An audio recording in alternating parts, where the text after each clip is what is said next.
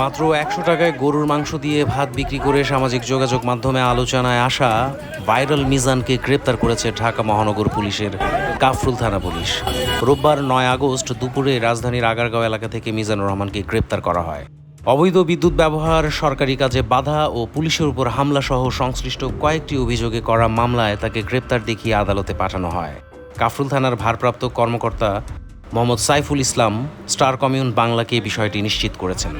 Police জানায়, নিয়মিত অভিযানের অংশ হিসেবে বিদ্যুৎ বিভাগের কর্মকর্তারা ফুটপাত সহ বিভিন্ন স্থাপনায় অবৈধ বিদ্যুৎ সংযোগ বিচ্ছিন্ন করছিলেন। এরই ধারাবাহিকতায় আগারগাঁও এলাকায় মিজানের দোকানের অবৈধ বিদ্যুৎ সংযোগ বিচ্ছিন্ন করতে বিদ্যুৎ বিভাগের নির্বাহী ম্যাজিস্ট্রেট সহ সংশ্লিষ্ট কর্মকর্তারা সেখানে যান।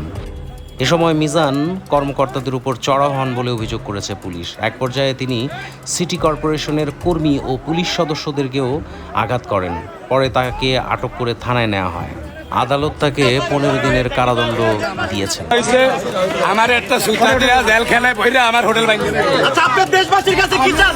আমার হোটেল ভাঙিয়ে লাইব, আমার এলাকা ভিতরে ঢুকিয়ে রাখছে, সেমনি করে আমার হোটেল ভাঙিয়ে লাইয়া।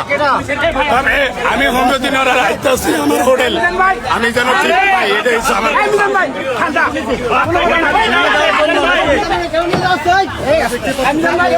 ফ্যান খুলতে গেছিল। হ্যাঁ, ফ্যানটা বাধা দিলে তুমি লয়ে যাও, নিয়ে ম্যাজিস্ট্রেটে যা কবি, স্যার আমি তো ভাইরাল মানুষ, ফ্যানটা আমারে দিয়ে দেন।